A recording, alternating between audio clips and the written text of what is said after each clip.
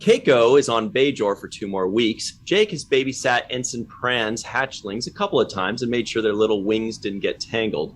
And Quark's antimonium options and quadro-triticale futures and powdered newt supplements are all wiped out. Hey, everybody, welcome to the Seventh Rule with Cirroc Lofton. Hey, very good job, Ryan, for getting through that tongue twister right there. Excellent. We're joined by a very special guest, the most special of all guests, Mr. Armin Shimerman. Thank you. Very kind. Thank you. Nice to be here. Yeah, but I didn't do it as well as Armin did it. The quadro-triticale futures. I actually had to rewind that a few times. I was like, if I'm going to say that, I got to make sure I say it the way Armin said it. Well, probably Armin didn't say it the way the writers wanted it either. I probably just said it the way I wanted to say it, and it came out the way it did. The fact that you remembered it and got the words out was amazing to me, because as I was watching it, I was thinking to myself, God, that's so hard for somebody to say. There's nobody that knows what it is, but I had to write it down too. Antimonium options, quadro-triticale futures, and powdered newt supplements. I was like, how the hell is he going to get through these lines? And I was surprised. We don't know how many takes it took for me to say it. We don't know how many takes it took. It could have taken 25. We don't know. I do know that one of the blessings of being on Deep Space Nine was that I usually did not have to have any technobabble. They left that to Cullum and Max and some of the others, but Sadig, yeah. But I didn't have Sadig, absolutely. But I didn't have to do that. So if I have to do it once in 7 years, not so bad. Yeah, not so bad. You nailed it. It definitely. I was like, I know he doesn't know what this is, because there's nobody that knows what this stuff is. You're talking about things that it's very difficult to talk about something you have no concept of what it is. You just know it's something, right? Well, actually, the powdered newt supplement I could get at any gym. So for your pre-workouts. By the way, very quickly, 1 out of 3. Yeah, very quickly. This is Deep Space Nine, Season 5, Episode 18, Business as Usual, written by Bradley Thompson and David Weddle, directed by Alexander Siddig. What a deal. This is April 7th, 1997. Yeah. I should have thrown that at the top, but we got so excited. And thank you for joining us, Armin. This is going to be a great time. So we don't know how well you remember this, almost 25 years later. But first of all, do you remember anything about Sid as a director? He was always very gentle. I can't say specifically for this episode, but I remember other episodes that he directed, at least one. He was always very gentle, kind, considerate. There was always a sense of it was an on-job learning as you went sort of feeling from Sid. So we had to be gentle with him because he was learning as we were shooting. I think we had so many actors who became directors that it was always sort of a babysitting sort of situation for us. But the trick was to remember that he was going to be one of us the next week, and therefore we couldn't get too riled up about it. And speaking of babysitting, Cirroc, as you know, you babysat Ensign Pran's hatchlings a couple times and made sure their little wings didn't get tangled. So that was a fun line for you there. Yeah, and we had baby.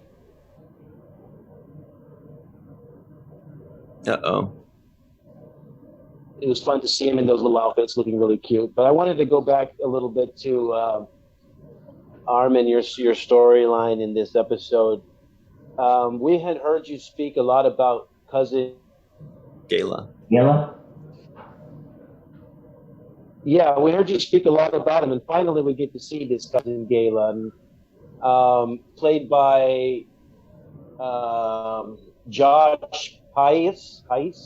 Mm-hmm. But I was excited to see this combination because I felt like this was somebody that was more successful than you, if that makes any sense. It doesn't, but there were some Ferengi that were more successful than Yeah, Cirroc, I kind of had the same thought. Because you always mention like my cousin Gala Yeah, he had several moons. Yes, he had several moons that I was in. He always bragged about several moons. Right. Cirroc, you're breaking up a little bit on us. I don't know if you need to close an app or let me log out and I'll log right back in. All right. And I'll just say real quick that I was thinking the same thing when I saw Cousin Gala, since it was the first time we'd seen him, but we'd mentioned him a bunch of times in previous episodes. He had a lot of NAMs, what we call NAMs, non-appearance mentions, because we believe that, the regulars are credited. But there are a lot of people that they're mentioned in an episode, but they didn't get paid that week, but their character was mentioned. And we feel like they should get some kind of credit or some kind of notation that says, hey, this character's story was furthered, was continued, was enriched, even if the actor wasn't paid that week to play the character. And Cousin Gala had, I'm looking right now, we see you, Cirroc. We're talking about Cousin Gala. He had 6 NAMs already. So he was one of these characters that we heard about a bunch of times before we actually even see him. 6 times. So finally, the 7th time he actually appeared. And my first thought when he popped on was kind of the first thing you said, Cirroc, was who is the actor playing him? Because I was like really interested. And I also noticed he played it seemingly a lot like Jeff Combs plays Brunt. That was my impression when I first saw him acting. Well, I don't know what inspired him.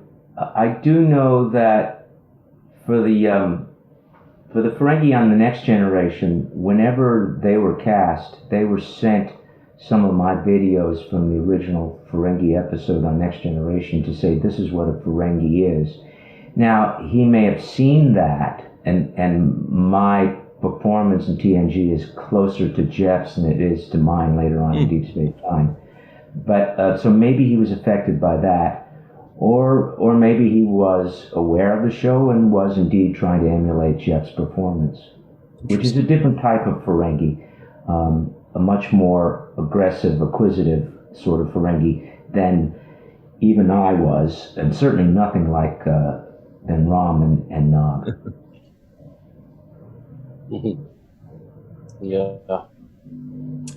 Yeah, well, and as you've mentioned before, you're much prouder of your acting as far as Quark is concerned than your portrayal, I should say, of the original Ferengi. So you'd probably rather them watch Quark as a training video than Next Generation Ferengi, which were, I feel like it seemed like, I don't know whose decisions they were, the writers or the directors, they kind of did the Ferengi a little bit of a disservice, making them so one-dimensional and aggressive and not giving them the depth that you and Max and Aaron ended up giving them later on.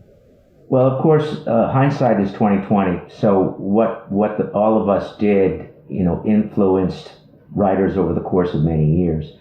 The original Ferengi, as I understood it, as it was explained to me, which I didn't do, which is why I've apologized for that performance ad infinitum. They were supposed to be Yankee Clipper captains. That's what I was told.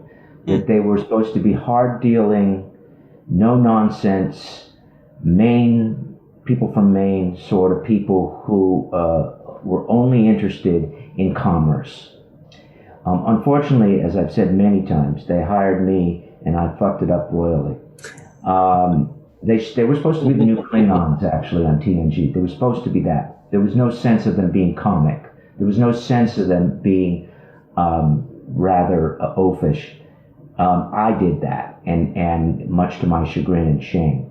So one can understand why the early performances of the Ferengi are so one-dimensional, because my performance was one-dimensional, and I won't take all the blame. I'll take 95% of the blame.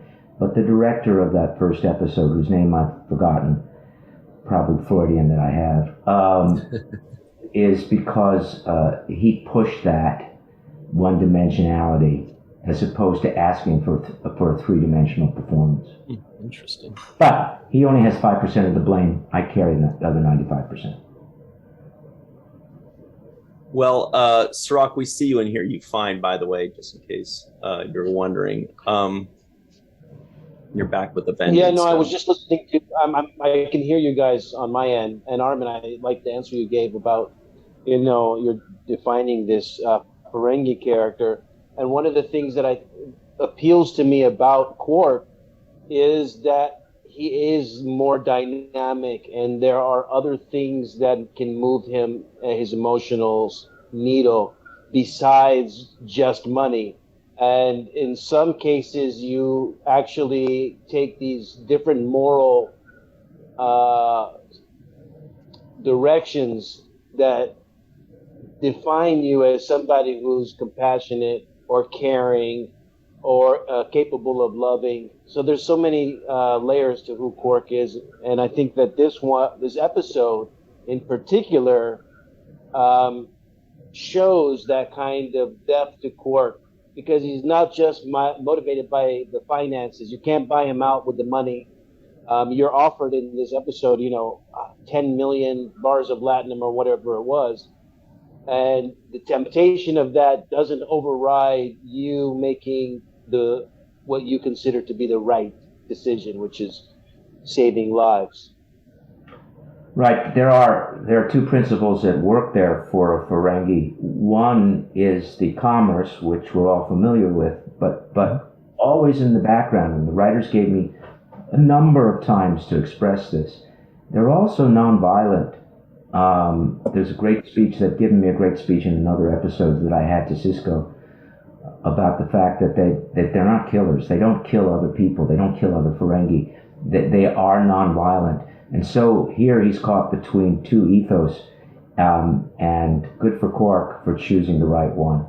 Thank you, Cirroc. But it was, we all know, Cirroc, you and I and Ryan and everyone else, that you can only say words that are given you on the page, and you can only express those feelings if you're given the opportunity by the dialogue that you have on the page.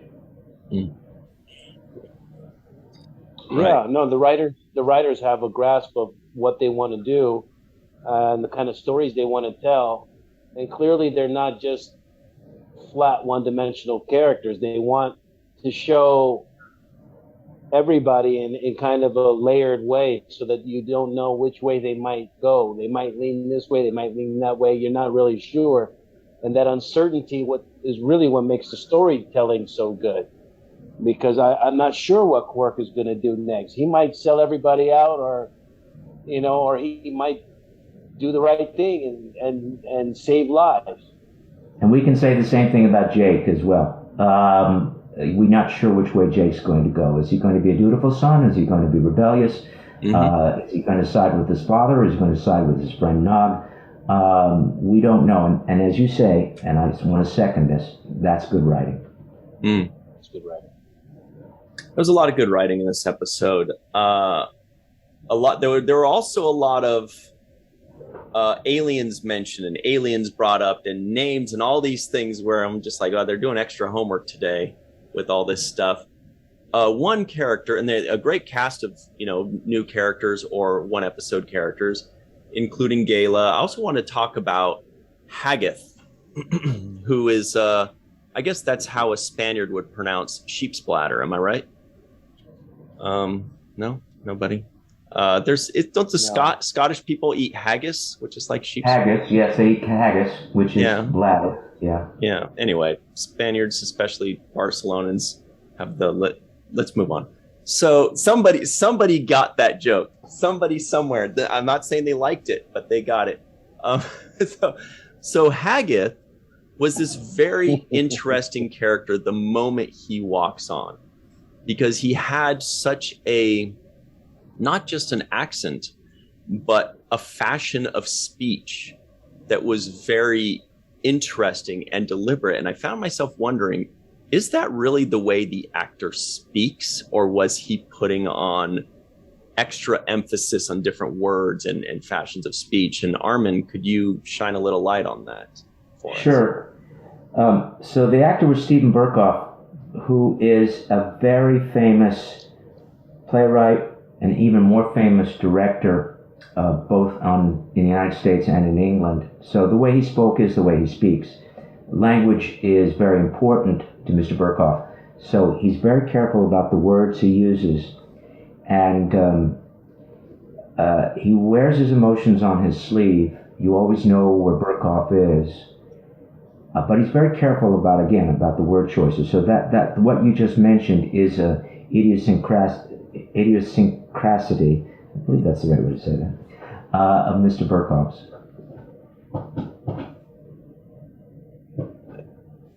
He is, and again, he's a playwright. So again, he's a wordsmith. So the way he says words, he appreciates words perhaps a little bit more than most, because not only as an actor does he get to say the words, but as a writer he has to choose which words are going to be in his script as well. Yeah.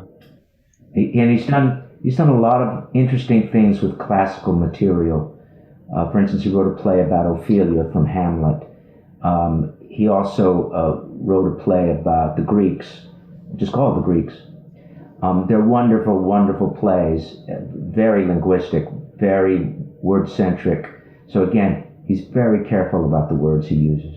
And you were saying before we were recording that you played a secondary role as kind of a peacemaker or kind of a buffer on the episode during filming. Can you tell us a bit about that?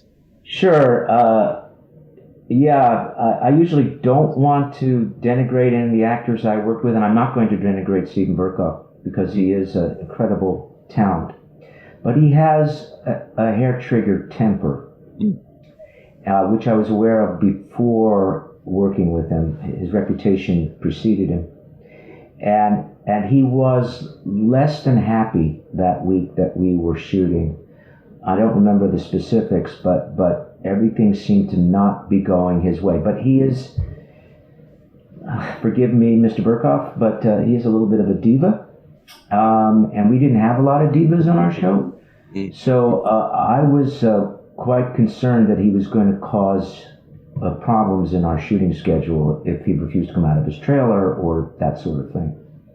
So I spent the week babysitting him, making sure that I calmed his nerves, explained everything to him, reassured him that it was all going to be fine, ran the lines with him so that he was comfortable about that.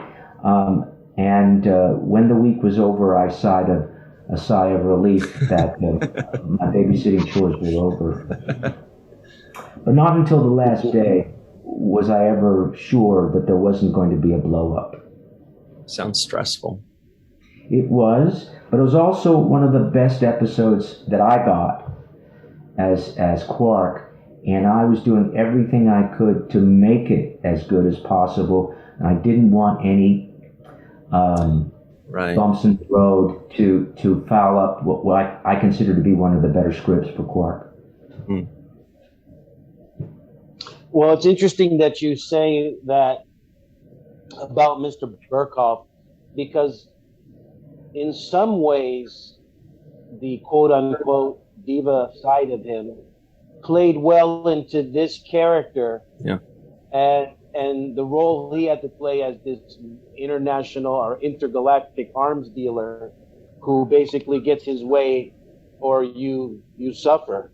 So I feel like a lot of that actually was poured into the performance of this character and played well on screen for the two of you going heads up in this chess match of wit and learning each other's weaknesses and strengths.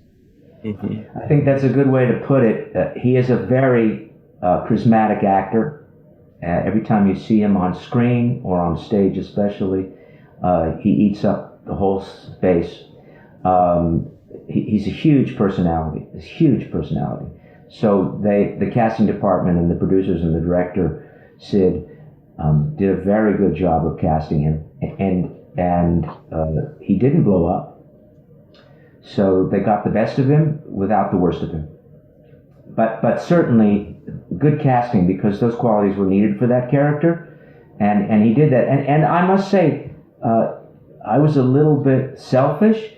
The more I got to know him off camera, the more I could use that on camera. Interesting. Yeah, he just had such an interesting way of delivering lines that it's really interesting to hear that he was kind of that interesting, enigmatic kind of character off camera as well. And yeah, that's good job, Sid, right? He nailed it. Yeah, good job, Sid, because probably Sid had to handle him as much as I did. I spent a lot of time with him, but Sid had to work with him in front of the camera. He's a wonderful performer, and we've all learned that sometimes wonderful performers have massive egos, which makes them wonderful performers. Right. And you have to take one with the other. If you want the talent, you have to take the ego as well. And he was very talented. Mm-hmm. Yeah, it definitely fit the role in this particular episode. There was a moment in this episode as well where Sisko really goes heads up with you in the office, where he basically says, "This is how it's going to be, and that's it." And he's pretty tough. And I like the moment because, you know, part of you thinks you're going to get away with everything you want to do. You're like, technically, I didn't do anything. They were holograms. I didn't sell any guns. What guns? You know, I didn't. You don't have any proof of anything. And Sisko says something like, "Well, if you so much as litter on the promenade, yeah, I'm going to be on your ass," or something to that effect. And I love the back and forth with you, because here you are. He knows what you've done. You know what you've done, but you've done it in such a smart way that there's really no evidence of it. You can't really catch me red-handed with anything. So just another like cat and mouse game that I think you play well with not only Sisko but with Rene Aubergenois as Odo. Just I love watching you. I love watching you do your thing, Armin. It's just well, thank you. It's credit to the writers. As far as Quark dealing with authority, they had to walk a very fine tightrope, because on the one hand, you have a character who runs a bar who is a series regular and has to reoccur in most of, if not all of the episodes. You have another series regular, a whole bunch of series regulars who are authoritarian figures who can't be made to look stupid by this one character getting away with murder for 7 years.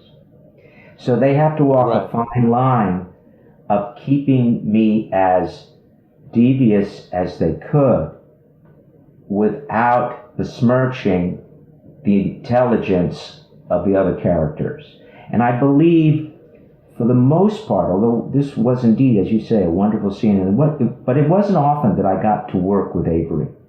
And it may be because of this dilemma, that if there were a lot of scenes, there would be lots of opportunities for one of the two of us to look stupid.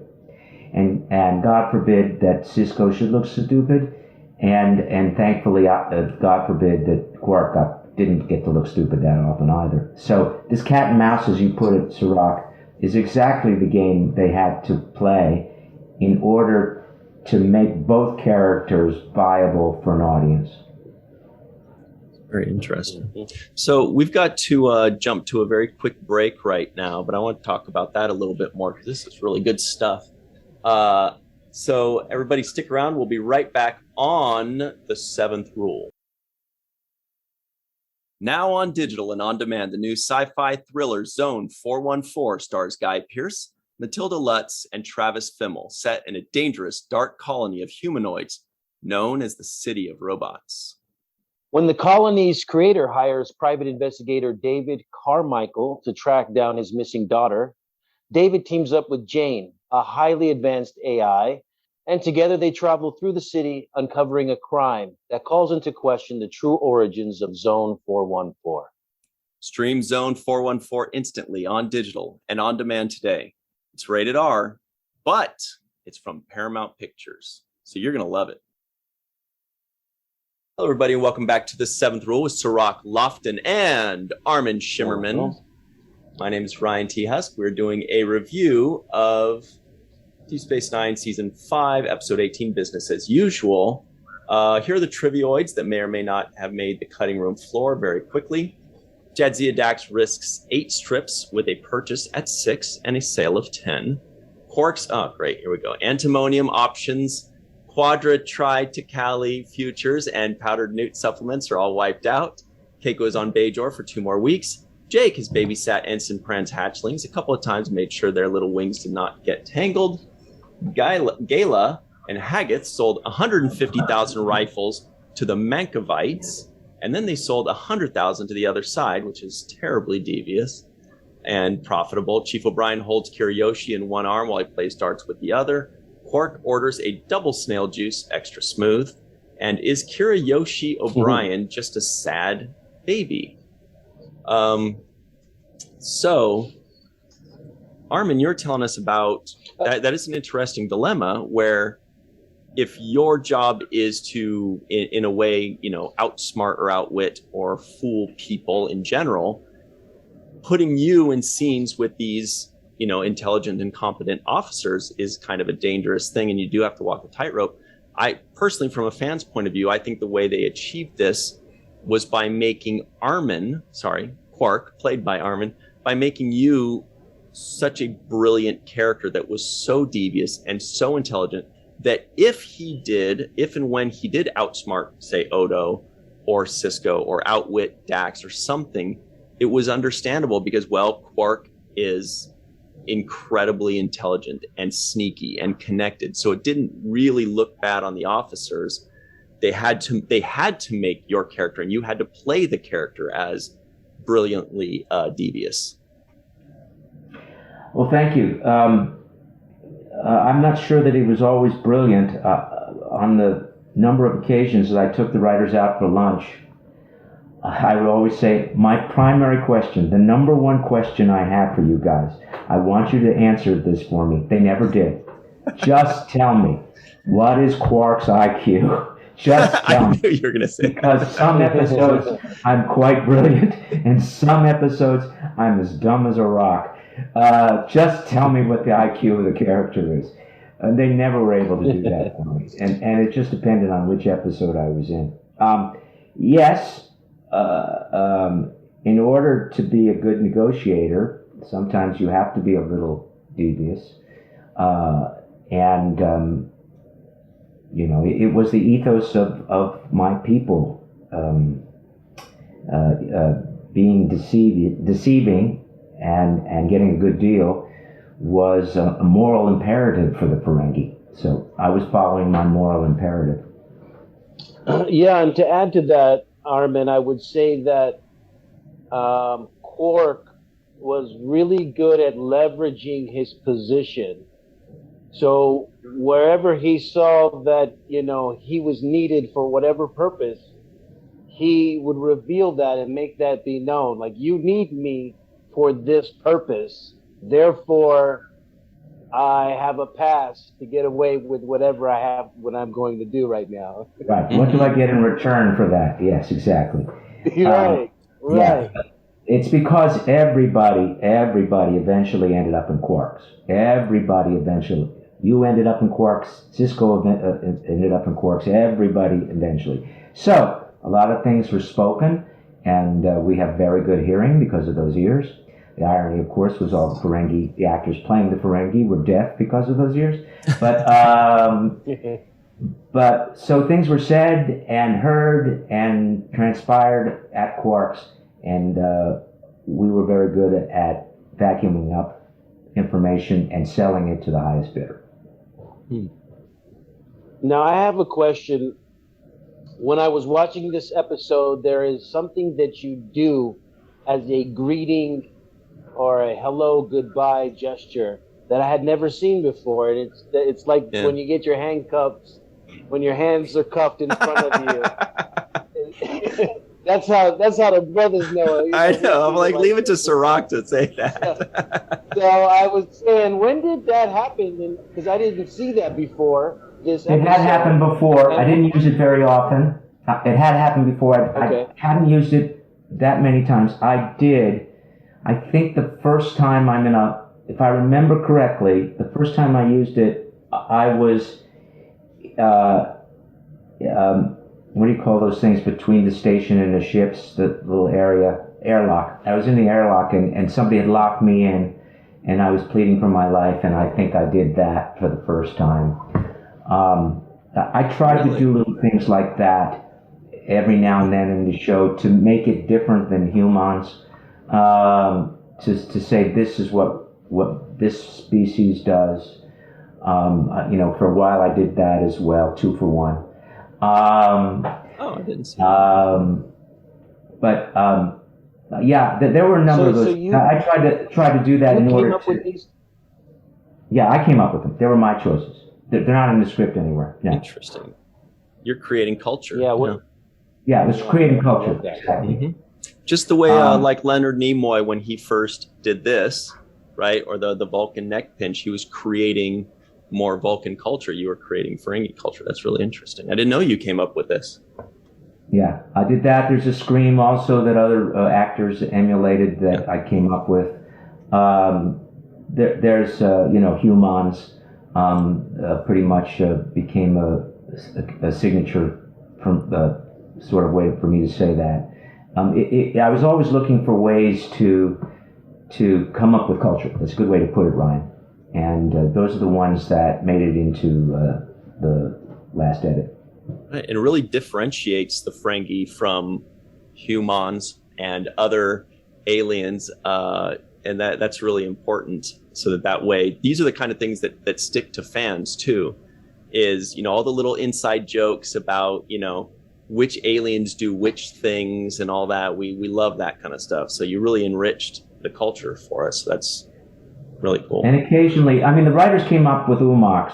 So that's a cultural thing as well. And but on occasion, I would use that. I would just do that, and as though really, I love this deal. You love it, huh? But I think aside from the umaks and the rules of acquisition, of course, which the writers came up with, the personal gestures are all mine. That I came up. I think there's one in Little Green Men that both Max and I came up with together. But yeah. What was that? It had to do with the universal translator not working, and we came up with some language that was supposed to be Ferengi. It's the only episode that has a tiny bit of Ferengi language in it, and we just made it up on the spot. But we were talking to each other in Ferengi. And they had failed to give us any words for that, so we just did that. Really? You had to wing it? Yeah. but we both have been Ferengi for a long time. It wasn't that hard. And of course, Aaron was there to help as well, so it made it much easier, yeah. Mm-hmm. If anybody knows Ferengi, it would be the three of y'all. Who else, I think so. Who else knows more than you guys? But yeah, I do want to talk about one of the topics that I thought was brought up in this, and this is how DS9 picks a topic that is really universal and timeless. And this particular topic is the selling of weapons to both sides of the aisle, right? To the opposing forces. And it's something that continues to this day. We talk about weapons trade, the weapons business. It's something that is very relevant as far as, the ongoing wars that we've seen around the world, the amount of weapons that get flooded in, how the cartels are armed and where do they get their weapons from. So the idea of selling weapons and the idea of what they're going to be used for are really heavily touched upon in this episode. I just wanted to know what your thoughts on that was. I was very excited about that when I read the episode because I agree with you. It is a situation that is everlasting and is horrible, horrendous. Shouldn't happen. Shouldn't happen at all. And I know that our government, the United States government, has participated in this quite a bit, where they arm both sides. And there's something wrong, morally wrong about that. And I'm glad, as I said, that they gave my character an episode like that to talk about this. But this is the great thing, as you pointed out, Cirroc, about Star Trek. It doesn't give you answers for cultural dilemmas. It just poses the question and lets you decide after the episode is over, so that you can talk about it with your family and come up with your own opinions. So, this was great. I mean, our show, like many Star Trek shows, touched on a lot of cultural dilemmas that are impossible to solve, but need to be talked about. Mm-hmm. And you also mentioned, Armin, that you were happy the writers gave you this kind of episode, and it seems like fairly consistently, out of 170 episodes, you're going to get a few for sure, but they made sure to write episodes that remind us, hey, Quark is a multi-dimensional character. He's not just this kind of one-trick pony. I mean, you had that peppered into every scene and every bit of dialogue that you had, but you also had entire episodes that showed, like when you got married to Grilka, or like this one, where there's a reason we're rooting for you as a character, is because you do the morally right thing, even if you end up hating yourself for it, jokingly or not.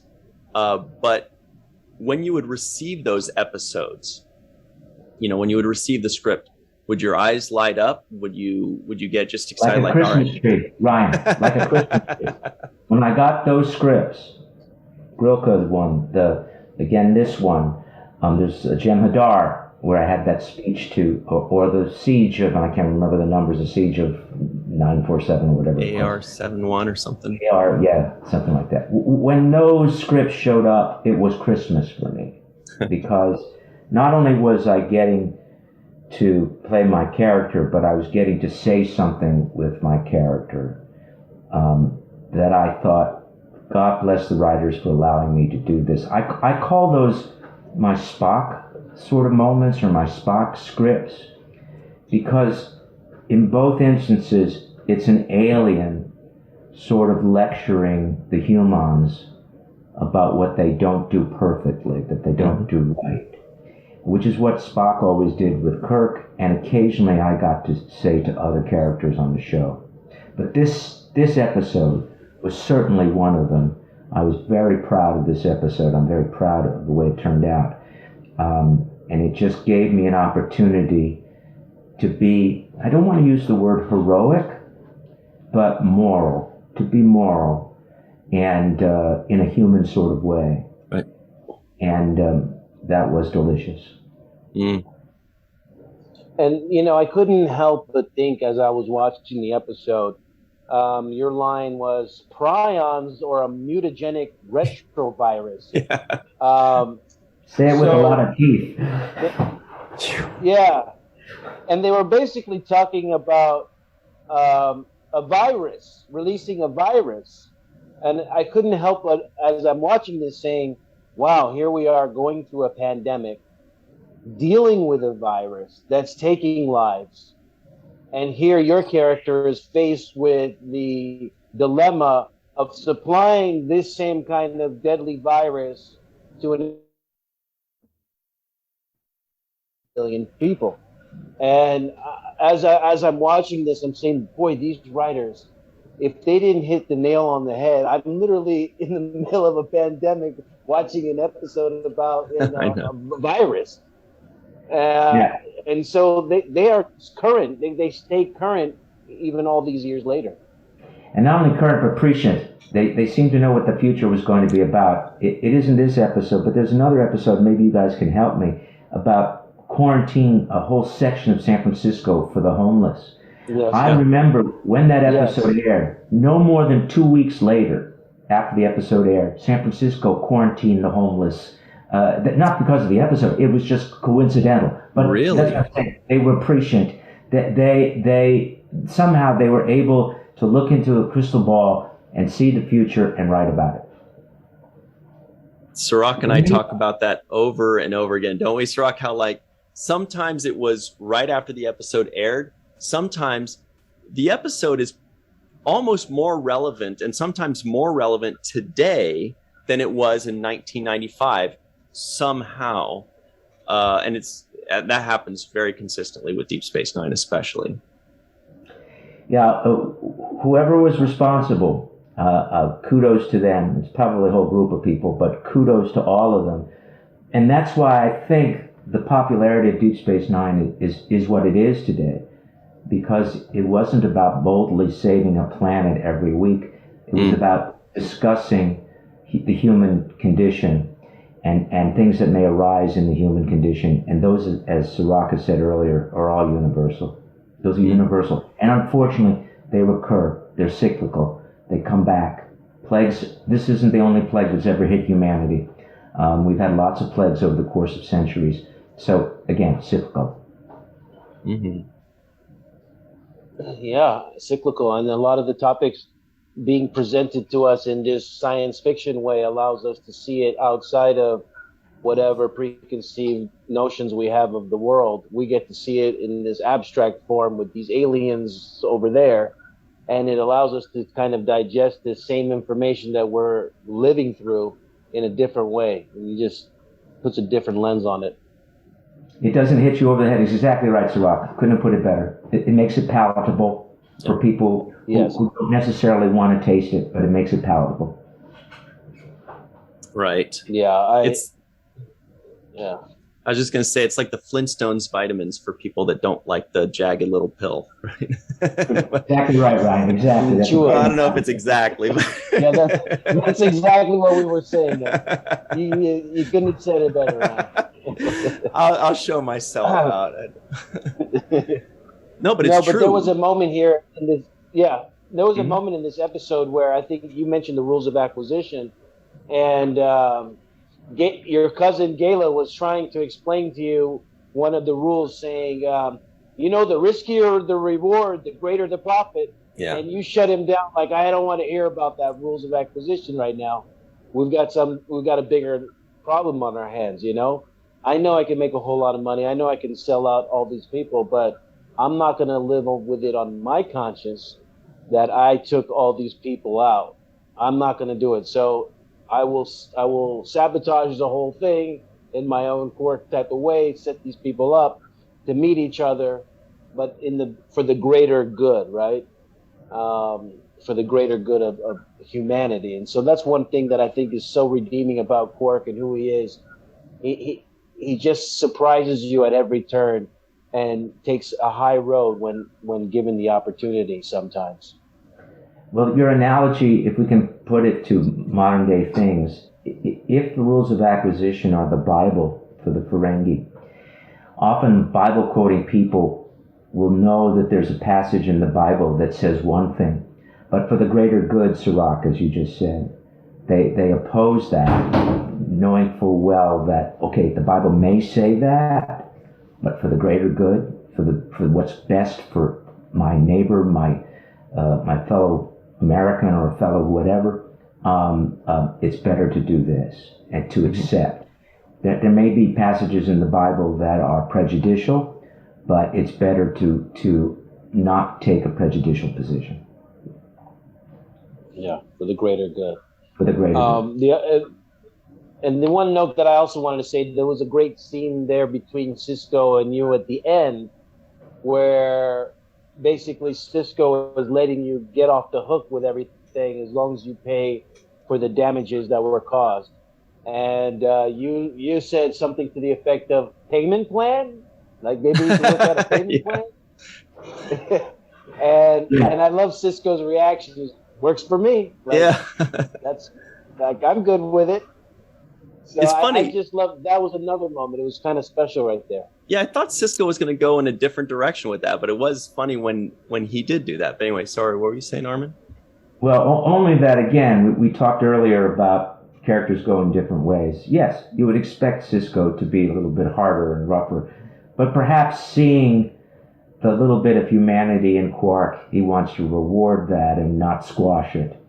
and very smart of the writers to do that. And again, to stay away from the dilemma of making a major adversarial relationship between Quark and Sisko. Yeah. Really quick, Ryan, I wanted to slide this question in. Armin, we just reviewed an episode of Lower Decks in which they showed an animated version of Quark's bar in the episode. And now this is the second Quark's bar that we've seen referenced in Star Trek post Deep Space Nine. And I just wanted your thoughts on the homage and what it means to you. Well, as we said earlier, it means no residuals, that's for sure. But it is nice that Quark is being remembered, and the homages indicate that Quark has done well post DS9, that he has been able to franchise his bar and create a series of bars around the universe. So I'm glad for that. I'm hoping that someday, like we talked about Gala just now, someday after mentioning Quark enough times, they'll put me back into makeup and ask me to do an appearance. Right now, there's no reason to think that'll happen because I'm getting older, folks, and I can only wear that makeup for so long. But I'm grateful for that. It means what we're saying here, and I'm rather egotistical about it, that Quark made a difference, that he appealed to people, and making that homage is valuable to writers of other series. Mm-hmm. I'm grateful, very grateful, and flattered, very flattered. Quark wasn't just remembered; he's being celebrated in these new Star Trek series, and the good news. Mm-hmm. Beyond that, Armin, is in Lower Decks. This is an animated series, so no makeup necessary. You can do it in your PJs. Yeah, I could. I hope somebody picks up on that. Yeah, I could.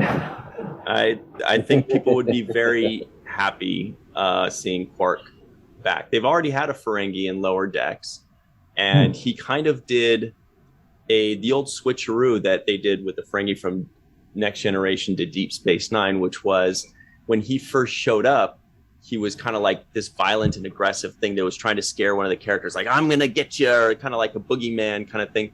But then afterwards, when the character has the switch, he's talking to the main character and he's perfectly normal and elegant. He's like, oh, so did it work? Did I fool him? And she's like, oh, yeah, perfect. You nailed it. Thank you so much. He's like, oh, great. I'm going to get back to my book now, or something like that, which show that the Ferengi had so much more depth, but they had kind of like that stereotype of just being like these aggressive, commerce types. But isn't that true of any yes group of people? We assume that a group of people are a certain way because either the media tells us, or the culture tells us, or our grandparents tell us, and we're surprised when we get to meet individuals that they usually don't have anything to do with that stereotype. Again, that's one of the canards that's all of Star Trek is always trying to debunk, that individuals are never like what the universal stereotype of that individual's group is. Mm-hmm. And we just covered that. We just covered that in the Lower Decks episode too, right, Cirroc? They're doing a great job. Star Trek just keeps doing it. Yeah. And that's a Gene Roddenberry production, right? That's a Eugene Roddenberry production, Lower Decks. Yeah. So and Mike McMahon. So all of them are keeping Gene Roddenberry's vision afloat. That's the idea behind what we're doing here with keeping Aaron Eisenberg's vision afloat. So we're all doing our part to keep things afloat. And on that note, I want to give a proper shout out to the writers of this episode, Bradley Thompson and David Weddle, who actually were story editors on our show for 40 different episodes, including the final episode of What You Leave Behind.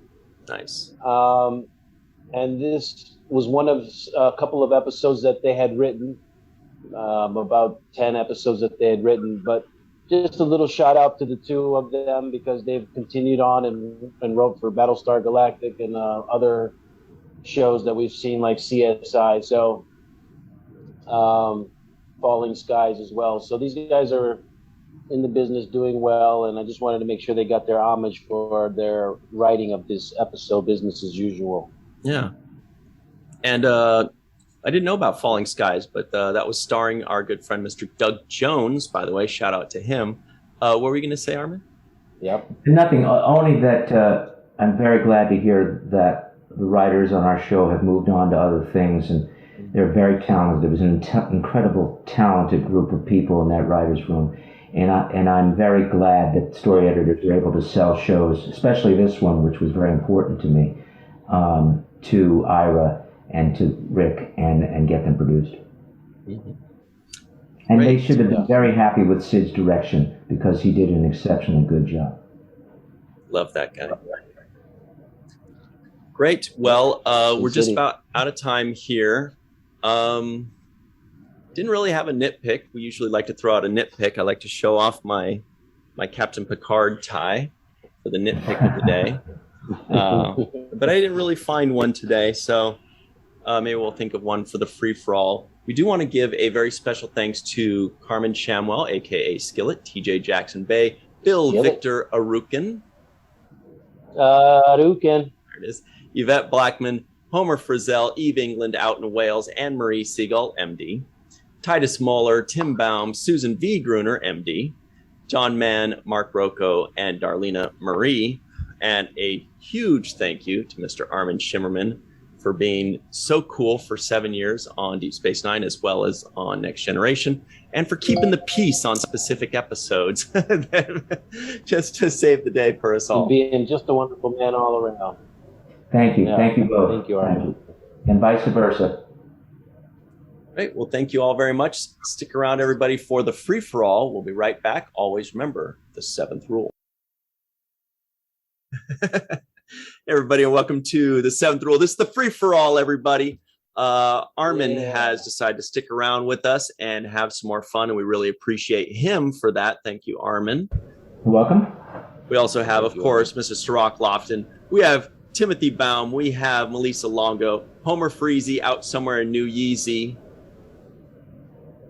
Hello. There he is. TJ Jackson-Bey out in Missouri, and Dr. Anne-Marie Segal. So real quick, you guys were talking about Business as Usual, which was directed by Alexander Siddig, but Anne-Marie pointed something out a couple days ago. We'd love to hear your thoughts on this. 2 episodes from now, Armin, you are going to be doing another Ferengi Love Songs. Yeah, Ferengi Love Songs, which was directed by Renee. And we were wondering if you could just give us a couple thoughts on how Renee was as a director. Oh, it's horrible. Where you find out about movies.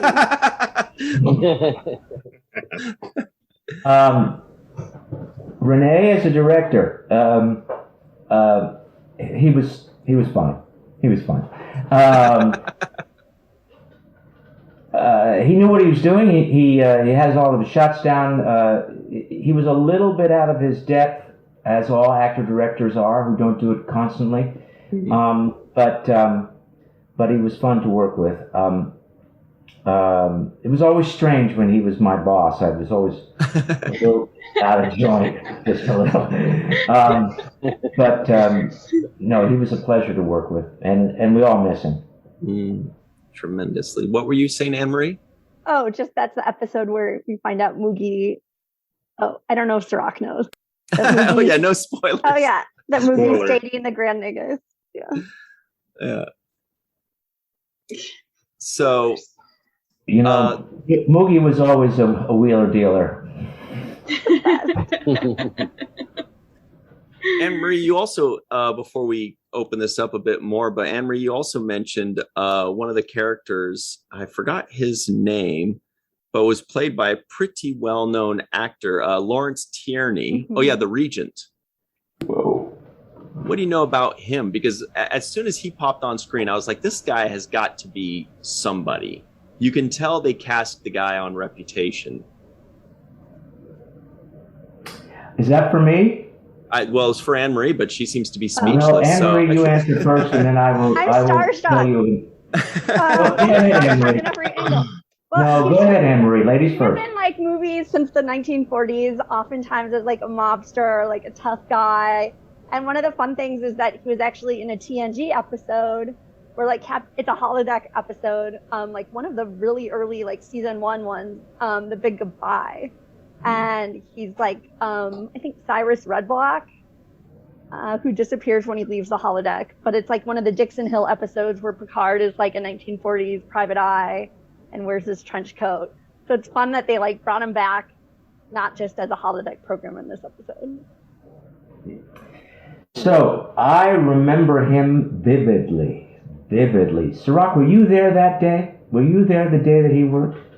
I don't think you can ever forget. No, I'm looking at his resume now because I wasn't there when he worked, and I'm seeing that he's in all these movies, these old movies. Yeah.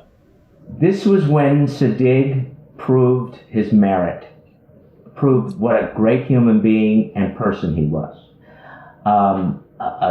For Ryan and Cirroc, who listened to my last half hour, I talked about divas. Mr. Tierney was not only played tough guys, but he also spent some time in lockup as well, in prison. And he was a tough guy. And he did not want to be on this show. I don't know why he took the job. He didn't have any of the lines memorized. And when we did the scene between he and I, they had to feed him his lines, every word. Sid would feed him a couple words at a time. He would say, not a sentence, he would say a couple words. They would tape that, cut, give him the next couple words. They tape that. We must have spent 3 to 4 hours piecemealing his performance together. And when I watch the episode, you can't see any of that. You get no sense of that. Sadig did an exceptional job that day. He kept him from exploding. This man had a huge temper. And he kept him low key. They had also hired for the day his nephew to keep him low key. But I think it was Sadig more than anyone who Sadig just kept him focused and kept him on the line and assured him we would get through this. And after 3 or 4 hours, we did. It is one of the most memorable days that I had on the show. Wow. And not for a good day, but that Sadig was incredibly human and kind and direct and focused, and he didn't need this as a fledgling director. That's amazing. Wow. That's like how Melissa keeps TJ from blowing up all the time, because he is a volcano. It's because of all the rainbows and the glitter. So he's an older actor at this point, right? He's in his 70s? He's older, and it's not only that he doesn't want to know the lines. I think at that point, mentally, he couldn't remember the lines. That happens in old age. Right. I know. And he just couldn't remember, and he was frustrated that he couldn't get remembered. And the more that he couldn't remember, the angrier he got, and he took it out on everybody. And Sadig just calmed him down and assured him that we would do this way. He wouldn't have to worry. All he had to do was repeat 3 or 4 words, and that would be fine. And we got through, I think it was a 3-page scene, maybe 4 pages, just piecemeal, bit by bit by bit by bit. It was like water dripping, 1 drop at a time. Yeah, he was born in 1919. What's that? He was born in 1919. Wow. Yeah, he's a couple years older than I am. Yeah. A couple. Okay. So, guys, if you have any questions about the episodes or thoughts or observations, or if you want to pick Armin's brain about something, feel free. Because Anne-Marie looks like she's got questions, but we've already, Anne-Marie, starstruck. we've already gotten your question. Quark's my favorite. We have like a Quark action figure on our entertainment center, like when I was growing up. We love Quark in our house. Well, thank you. Thank you very much. Do you feed me? Do you feed me regularly? I hope you water him. I should be a piggy bank. Put latinum inside Yeah, to turn on the TV, some slips of latinum. Thank you, Anne-Marie. Thank you. Very kind. Thank you. I seriously want to do that. You know how in the Ferengi house there's a bank at the door for people to pay to come in the house? Yes. I'm going to get one of those. You have to share with me, TJ. You have to share it with me. Yeah. So every dollar you stick in, I will give you a dime, and you can give me the rest. That's licensing right there. Hey, 30-70. 90-10. Yeah, absolutely. That's fair. All right, 20-80, and I won't go lower. So, what kind of tender do you accept, TJ? Is it just money? Do you accept action figures and goodies? Well, you said tenders, so I'm going to say chicken tenders. Chicken tenders.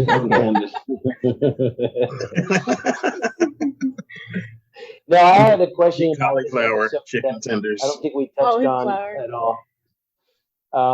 Armin, in this episode, you had a scene with Dax that I thought was really special. At the end. Because the two of you at the end are kind of playing, what is that? Not Jabba, but Tonga. Jabba, right? Tonga. Yeah. And I just liked the moment because it was a moment where she's like, no, you're like, that's mine. You're like, no, you gave it to me. I'm keeping it. And there's this friendship that you've kind of carried on throughout the show where your end point is her playing this game. The two of you both played this game that you have at your casino. Yeah, well, Cirroc, that any day that you got to work with Terry Farrell was a good day. So she was always a party girl. She is what she is. When you meet Terry, There's no facade there. That is that. So she was a joy to work with, and I always wanted. I'm letting something out of the bag that I shouldn't, but I always wanted there to be a relationship between Quark and more than just Tongo. Quark and he wanted the Tongo. So that would have been so I was doing all my best to show that in dailies, so that maybe some writer would pick up on that. I kind of sensed that. I sensed it a little bit. There is that chemistry there, but they went the other way with Worf, obviously. But yeah, somebody taller and deeper voice than I am. Yeah, what was his line? She's friends with the Ferengi. Yeah. But Michael never said Ferengi. He never said Ferengi. It was always Ferengi. And I kept saying, we're not Ferengi, we're Ferengi. And I'll prove it. I know how to pronounce it. Wow. No, that would have been really cool to see a Dax and Quark. Wouldn't it? Yeah, I think so. Always rooting for that couple.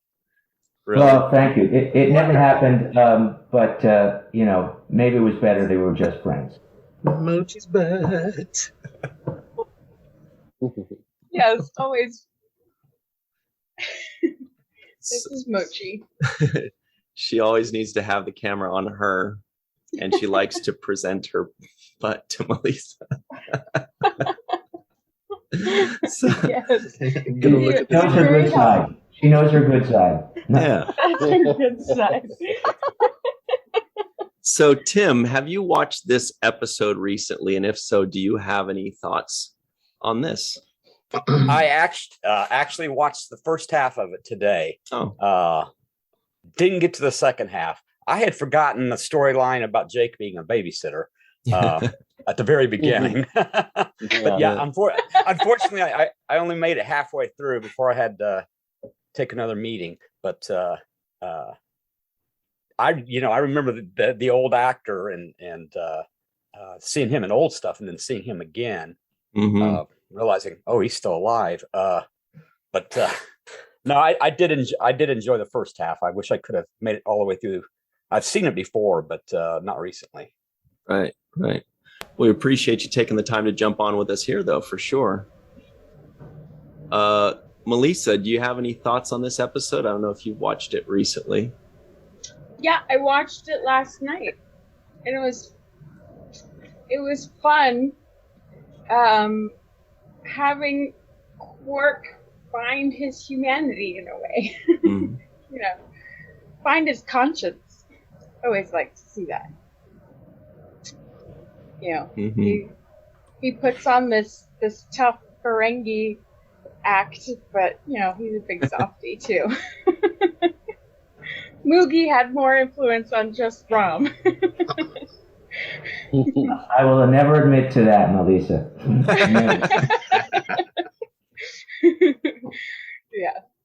Yeah. There was that one moment in the episode where the lady was giving the companion lady was giving Quark Umox, and he says, "Don't stop until you see smoke." Yeah. I like that one. I like that. I wrote that down too. Don't stop until you see smoke. It's like this is for the free for all portion when the kids have gone to bed. I really, really loved I think the writers do such an amazing job sort of drawing from obviously actual history. And I love how Bajor comes back by saying that drug lord is welcome on the station, or the warlord is welcome on the station because he supplied weapons to Bajor during the occupation. And that reminds me so much of post World War II events, especially in the Middle East. And I love how they bring that back, and it's so true to life. Of course you feel loyalty to who helped you free yourself from the oppressor. And I just think Deep Space Nine does such a beautiful job of capturing those little moments where actually, if it didn't happen in real life, you might not believe that's how people would react. And it's a good reminder. Mm-hmm.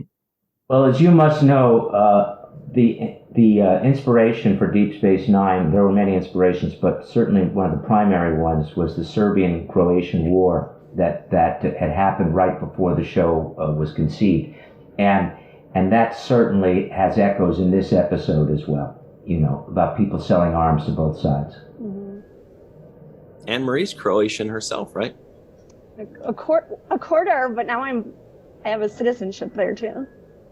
On my mom's side. Congratulations. Thank you. Congratulations. I thought you were more Croatian because you're always talking about being a Croatian citizen. Well, because I just got citizenship. I just got citizenship because my mom's Irish too, and I'm Jewish. That's great. That'll do it. This is a silly question, but it's one that people ask me oftentimes, and I just want to throw it by you. And you order a double snail juice, extra smooth, in this episode. So gross. And I just want to know what was the actual drink. I know people ask this to me all the time. Oh yeah. What was the actual drink? Do you remember? Was it applesauce or? It wasn't prune juice. That was reserved for Casey. I don't remember, Cirroc. Okay. I don't remember. It had to be something that could get through my teeth, though. I remember that. I don't remember the drink. I didn't drink very often on the show because it was almost impossible to get the liquid past the false teeth. I think on some occasions, I think I drank through a straw. Maybe this was one of them. I don't know. Yeah, because Cirroc, you're always talking about the Jumja sticks were pure gelatin or something like that, right? Yeah, those little lollipop things that they would make us lick, and they were just gelatin blobs. They were not flavored or anything. It was, you just pretending to lick it. It's really kind of nasty. So yeah, some of this stuff is horrible. You but usually you enjoy it. Yeah, but usually our prop guys, were really good about saying, "Hey, I'm going to put this in your drink, and do you like this or do you want something else?" They were very good about talking to us beforehand and letting us know what it was. Well, you said that jambalaya was the real thing, right? Yeah, the jambalaya was the real thing. And speaking of that, there was also another part in this episode where you are presenting all of this food, and that's where you say the Palomarian sea urchin, Metopia rock fungi, or Wendlian conker snake. And those were nomenclatures, by the way, that we missed in the review. But those are some of the nomenclatures. You're right. I got them all too. Yeah, I got them here in my notes. I think the writers were being ugly to me that week.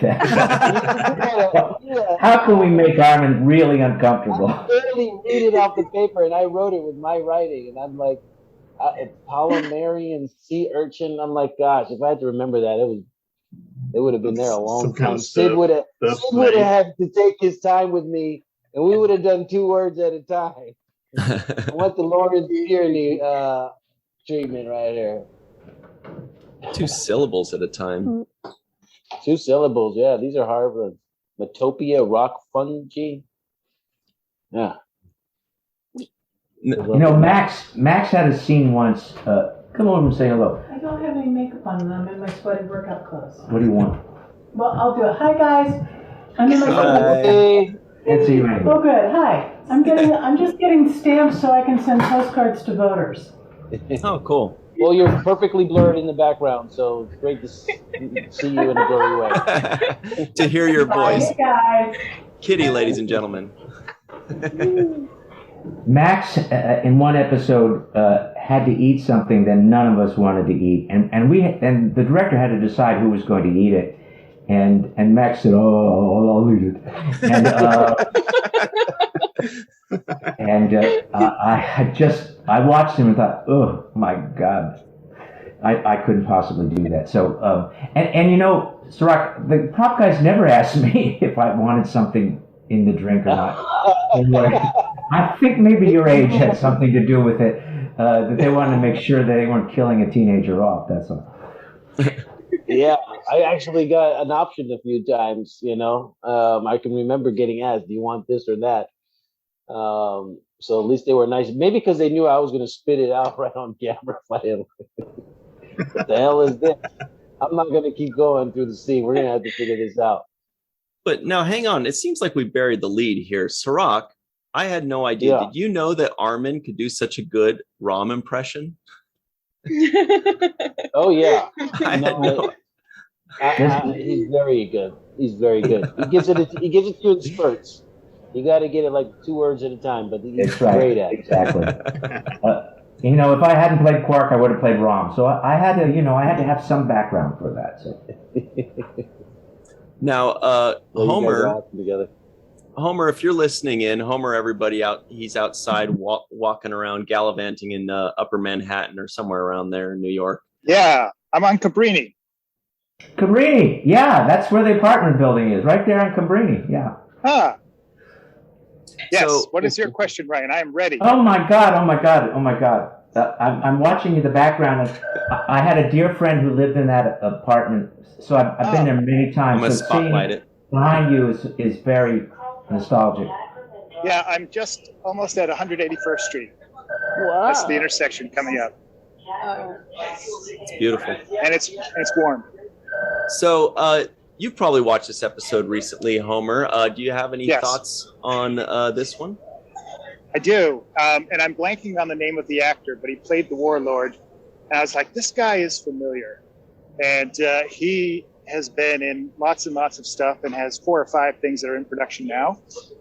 He was the villain in a James Bond film, Octopussy, and he's prolific. Anyway, I was just wondering how it was working with him. You guys had a lot of scenes together. Yeah, I waxed poetic in the last episode about that, Homer. Okay. I will answer it very quickly. He was a handful, but he's also a phenomenal actor. So working with him, the actual on-camera stuff was wonderful. It was the off-camera backstage. It wasn't bad. He was just he was an explosive that could go off at any moment. So off-camera, I was aware of that. on camera, it was a joy to work with such a phenomenal actor. When another actor gives you tons of stuff to work off of, to bounce off of, it's a reward. And that's what Stephen was giving me. He was giving tons of stuff to work with. Got it. Wow. Yeah, it seemed like the role that he had would be similar to, you don't know when the guy is going to go off, and part of his character was about don't cross him. So it definitely fit with what he was doing. Yeah, he's both famous and infamous at the same time. Stephen Bochco. Not Stephen Bochco. Stephen Burkoff. Stephen Bochco is a producer. Sorry. Yeah, he is. Thank you. All right. Well, anybody else? We've just got a few minutes left before we go. Anybody have any final thoughts on this episode? And Homer, thanks for joining us, midway through your walk through New York, and for giving Armin a little something to look at. Oh, yeah. I'll give you, here's the intersection, 181st and Cabrini. I know it well. Thank you, Homer. I spent a lot of time on that corner. Thank you. I'm going to mute and hide myself now. All right. Aw. So yeah, before we go, any other final thoughts? So I'll go. And first of all, so Quark is looking at me like that because Jadzia is whispering sweet nothings into this ear. Oh. Lucky you, TJ. Lucky you. But what I really want to say, and even in that picture, is like in this episode and so many others that Armin, you take us, on this journey. Somebody mentioned, this journey of where you kind of find your humanity. So that it's an emotional journey, and we can see that in your performance, even through the makeup. I mean, just look at your expression on the screen behind me here, which isn't actually, disdain at Jadzia's affection for me, but yeah, it is. We can, really, really, really see, what the character is going through, and kind of sympathize with. It started off great. I want to make some money and no one's really getting hurt. To oh my God, we're gonna kill millions of people, and I need to do something about that. Like, it's a decision point, in life. Am I gonna become this person that can just kind of gloss over that and it's okay because I'm gonna be filthy rich, so who cares? Or am I a person that is going to say, no, that's wrong. And so we get to watch your character grapple with that, and we can absolutely feel it and sympathize with it because of such a good performance. Thank you, TJ. As I said earlier in another segment, it was a blessing to have this script because of just the things you just said. The moral question, the decision that had to be made, those are wonderful things for an actor to play. And I was blessed to have the script for that reason.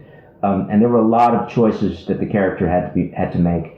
And the thing about performance, for those of you who are actors who have ever thought about being actors, most of what you communicate comes from the windows of the soul, the eyes.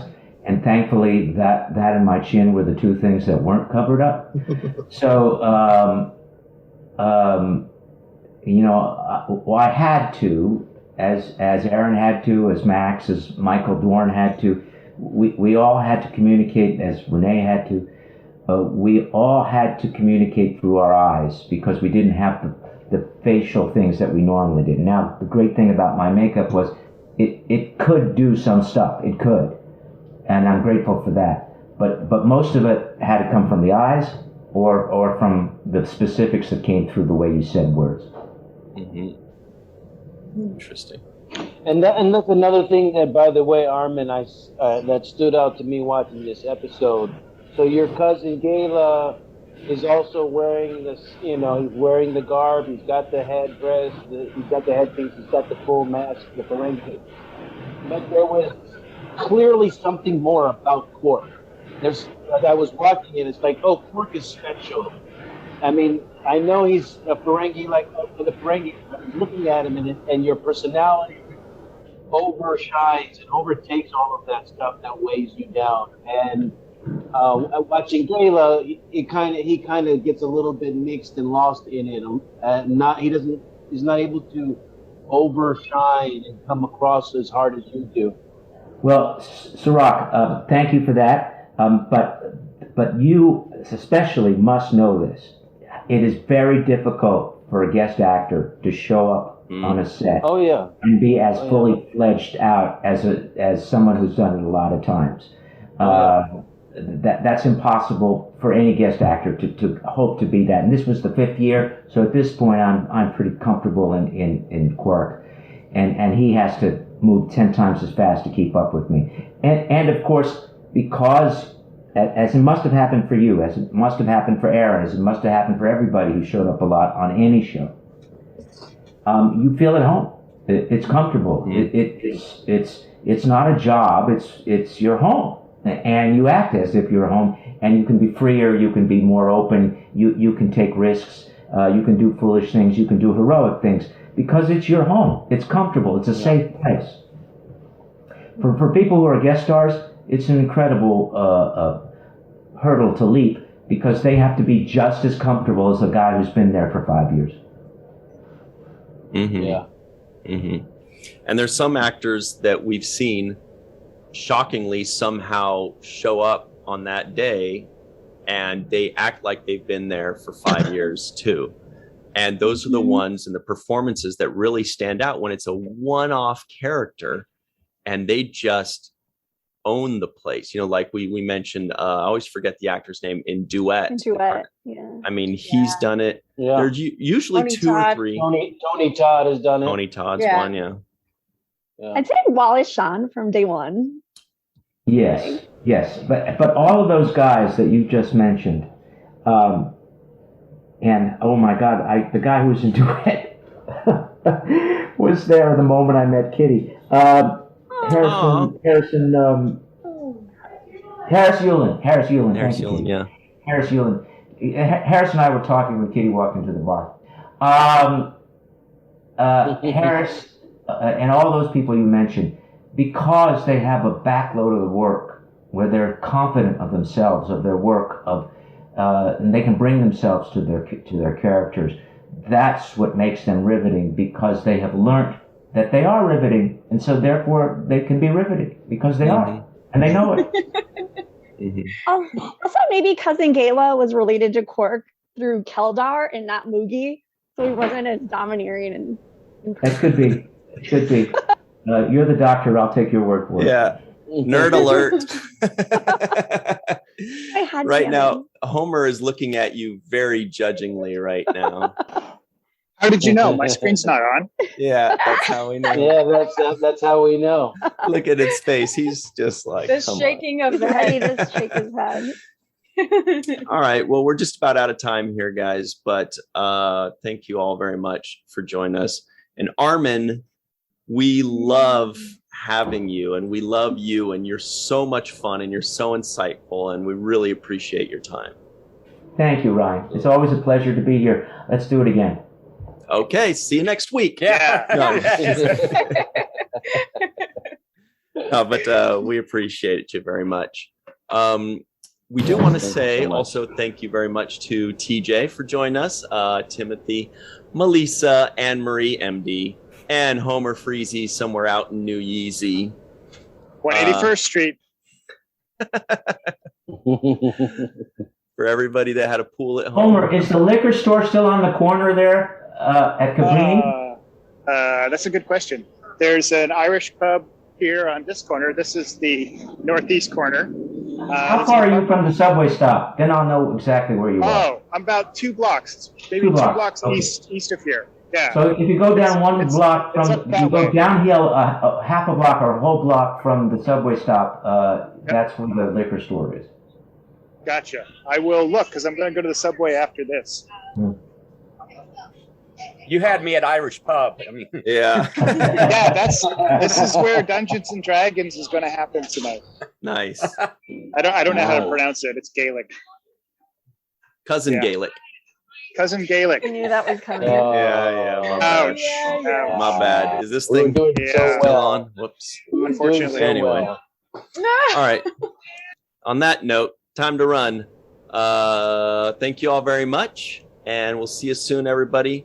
Always remember the 7th rule.